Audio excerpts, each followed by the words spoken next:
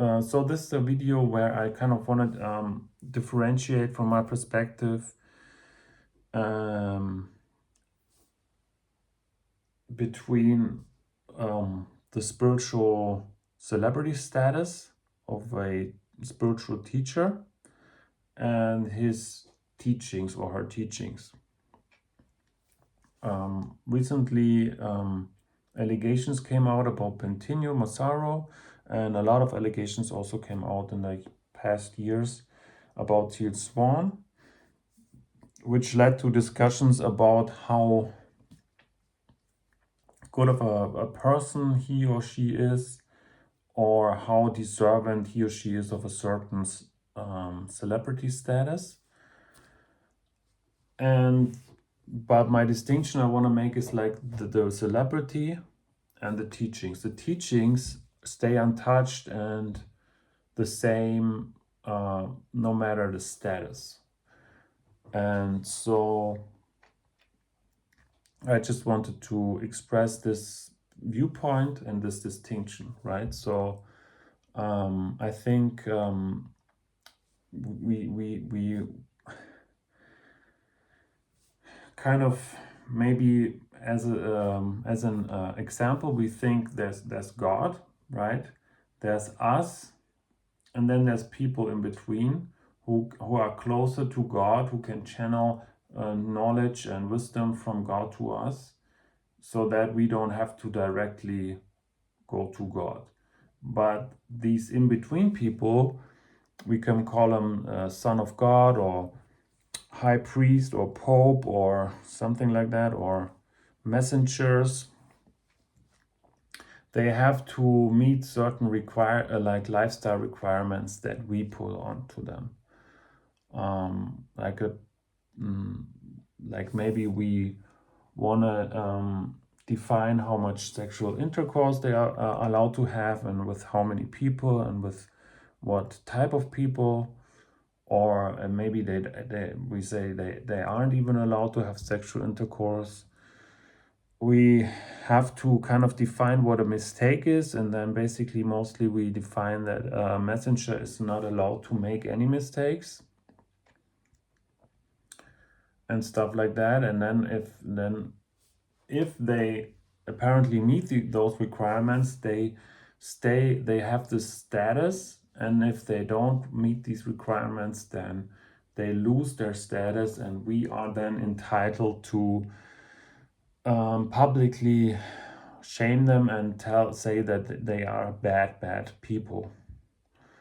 And I think this whole discussion is independent from the teachings, because the teachings are just objectively out there.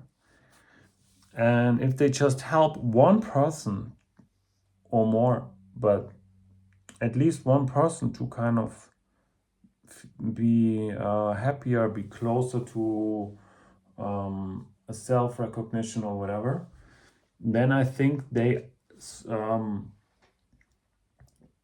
should be judged independently from the status that we give the teachers.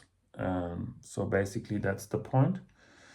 I will link to tealswan.com. I will link to the Me book from Bentinho.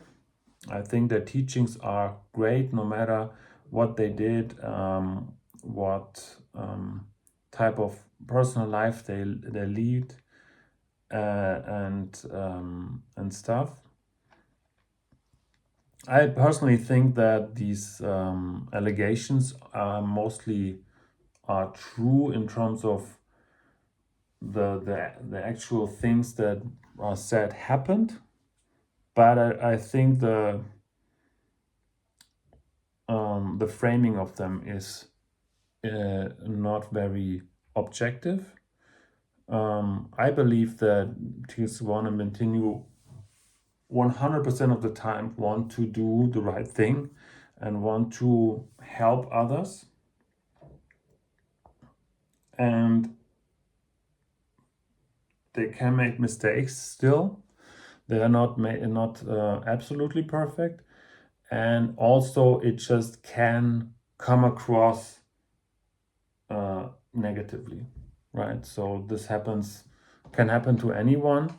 but the pedestalization is more extreme in their cases, and so the disappointment is more extreme, and the public outcry. But I really want to say that no matter how many women Bentinho had sexual intercourse with or sexual relations with, and no matter how many women he dated at the same time, for me the Me book stays the same. It's the same book, the same words are in it, the same pointers are in it, and I can use them just as much. And I really love what Tizwan and Bentinho did for others and will probably continue to do for others.